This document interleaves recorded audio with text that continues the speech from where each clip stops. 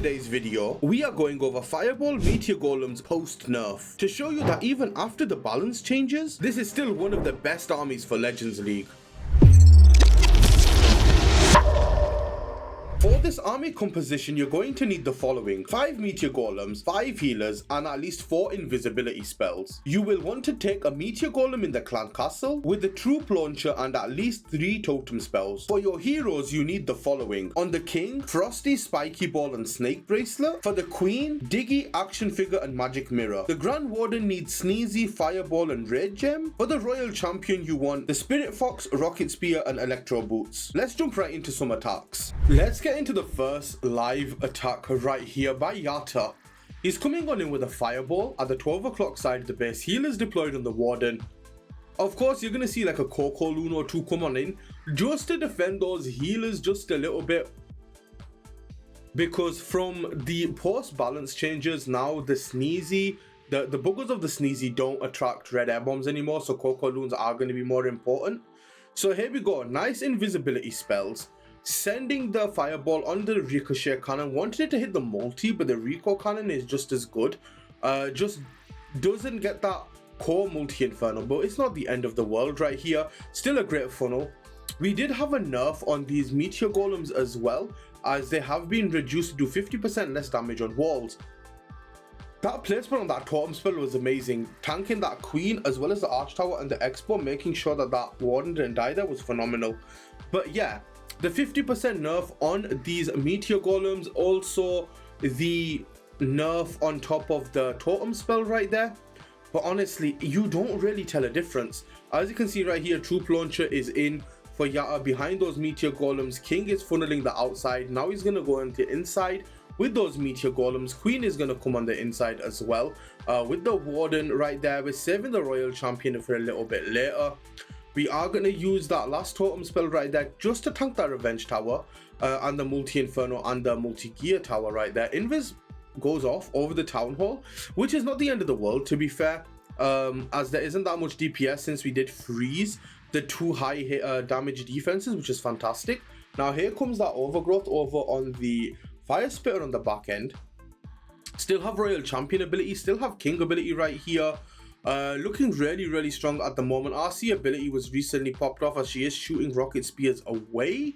And as you can see, even with the nerf of those Meteor Golems and the totem spells, it's still so strong. Like, it takes what, 3 shots from 1 Meteor Golem to destroy a max wall, which is absolutely crazy. And then the totems, it's not even that much of a nerf, to be honest, because they already take damage and that's what they're there for. So the decrease over time doesn't really affect them too much. They maybe get 1 or 2 less shots over defense, but other than that, it's not very game changing right here. And the nerf didn't affect this attack, and look at Yatta just come in and triple like it's nothing. Let's hop right into the second attack. So we're starting off the Warden at the 9 o'clock side of the base. Again, going for some good value. Can drop it on this Scatter Shot or even that Multi-Inferno to get the Bomb Hive as well as the Poison Tower. So we'll see what Yatta ends up doing on this one. Gonna let the Warden walk just a little bit right there. So that's actually quite nice, because it means the more the Warden walks, the deeper the Fireball we can get, which is great. But we're landing it on that Scatter nice and early. We quaked as the Fireball was going in, which was great. So we get a massive funnel. We cleared out that whole 9 and 10 o'clock compartment right here. Meteor Golem's in at 11. 1 Meteor Golem at 12 o'clock right there. Early pull on the CC, which is fantastic. Troop Launcher all the way over at 12 o'clock as well. Meteor Golems are pushing their way through, which is great. We use a totem spell to distract for the long shot as well as the heroes and the Rico cannon, using a Headhunter just to do a little bit of additional damage to those heroes, which is fantastic, right? So you want to make sure to utilize your Headhunters, of course. If you see a load of heroes, you know, by the Town Hall, you want to make sure you take them down as quickly as possible. Headhunters are going to help so much, because the Meteor Golems, yes, they do a bit of damage, but they're not going to do as much. So Headhunters, you know, make sure you utilize them correctly, because a lot of people don't. I see them swagged so many times, but Yatta uses them absolutely perfectly, of course, being one of the best players in the game. Now we're using the Royal Champion over at the 2 o'clock side, using an Invis to keep her alive, because keep in mind we only invested 1 invisibility for the Fireball, so we have 3 Invises and we can use a mini RC charge whilst we send our Meteor Golems one side and then this is where everything gets so much easier because we still have the RC ability.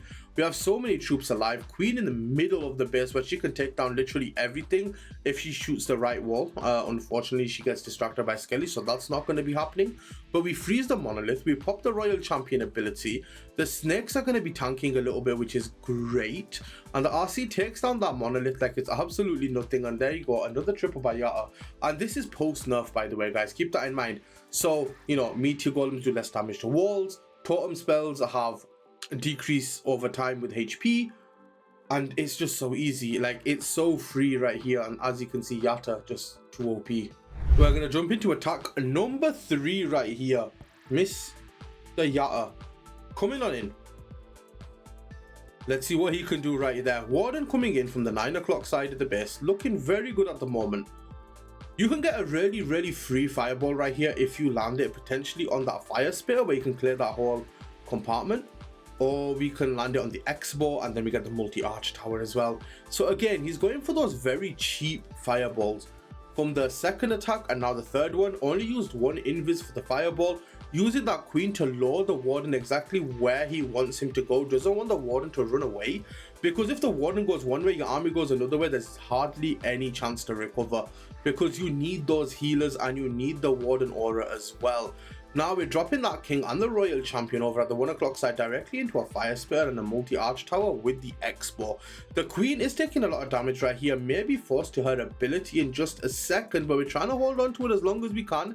Healer slowly getting her back up in HP, which is fantastic. Totem spell used to tank the revenge tower in the middle of the base, so it's looking really strong at the moment. Keep in mind we have 3 invisibility spells remaining, so we can use that on that royal champion whenever we please. But look how easy Yatta makes this look, man. Popping that king ability, easy as you like. Royal champion ability pops off because you want to take down the core right there as quickly as possible. So we want to make sure that the RC can maybe shoot that multi or the builder hut in the middle of the base and get that bomb hive down. But we have got a couple of meteor golems in the middle, so we decide to rage them up. Finally, royal champion goes in towards the middle, using her rocket spear to take out the core of the base. Clan Castle comes out, nice early poison. We also use an invis to make sure that the headhunters stay away from the queen, and then we pop her ability, and as you can see right here, this is another 3-star, as easy as you like. Royal champion's going to pick off the mono. We're going to use another totem just to tank for that mono and the multi-gear tower. If the royal champion can pick off that multi-gear tower, of course she can, with that invis right there. And look how strong this attack is, man. Yatta makes it look so easy.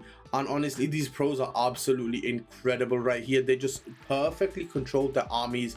And this is exactly what you need to do. If you want to succeed in Legends League, you need the right army, but you also need the right execution. And Yatta right here showing us how, if you combine both the right army with the perfect execution, you will be able to triple very easily. Look at the amount of troops he still has alive right there. Fantastic triple again. And let's jump right into attack number 4. Instant fireball right here, which was very nice because he manages to get down the clan castle, got those earthquakes down very early on. So now the warden can go ahead and solo this long shot and potentially pick off that town hall if that's what he wanted to do. But we're gonna see in just a second right here. Warden taking a little bit of damage, as long as there's no other defense shooting the grand warden. He'll be perfectly fine taking down that long shot. But of course, the long shot takes almost an eternity to go down. Even with regular heroes, it takes so many shots to take down that long shot. Is so OP, man. Even post nerf, is absolutely crazy. The nerf didn't feel like a nerf whatsoever. It just feels exactly the same, and that goes to say the exact same thing for the meteor golems and the totem spells as well.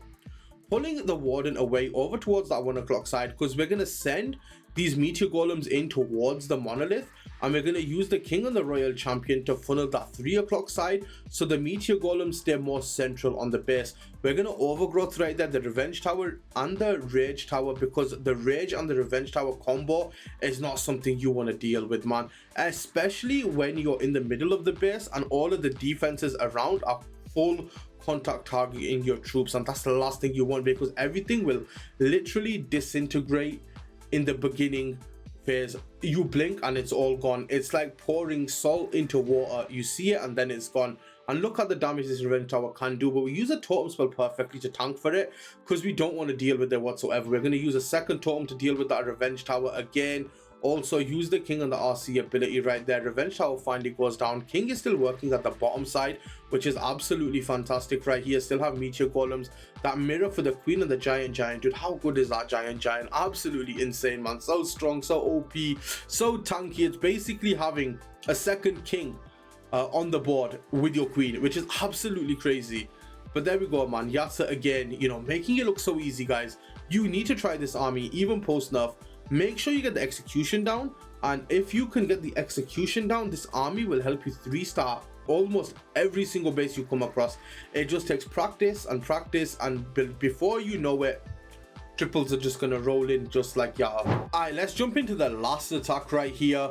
Guys, if you made it this far into the video, like, comment, subscribe. Let us know what your favorite attack was, and if you're going to use this one in Legends as well. Also, use code BLUE for any in-game purchases. It helps us out amazingly, and you know, you support us. We're going to support you guys with amazing videos every single day.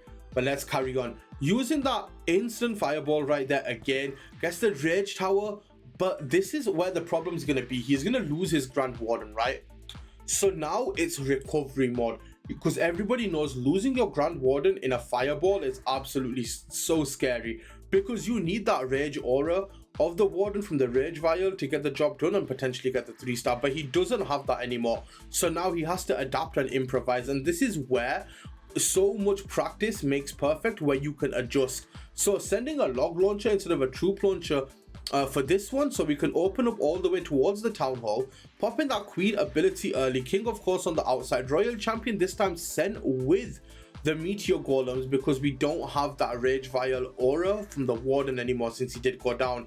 We're gonna have to manage our spells absolutely perfectly right here. So we invis that Royal Champion, Town Hall ends up going down right there. We're saving our Overgrowth Poison spell on top of those Witches, because we need to reduce the damage on our troops as much as possible, and we know how important this Royal Champion and the Queen are both going to be. That's why using invisibilities to keep the Royal Champion alive, as well as the totems to keep alive that Wizard Tower. We're going to overgrowth this multi-gear tower so that our troops can get a little bit closer together. The Meteor Golems can catch up, and then we can fight the remaining defenses together, saving one Headhunter. And we're going to send it directly onto the King right here, because he's going to cause a lot of issues. We tried to rage up that Headhunter. Unfortunately, we missed it just a little bit, but the Queen takes down that King. The Headhunter also takes down that Minion Prince. Meteor Golems take down that multi-gear tower, and this is going to be another 3-star. Losing his Warden still gets the job done, and this is why Yatsa is a pro, guys.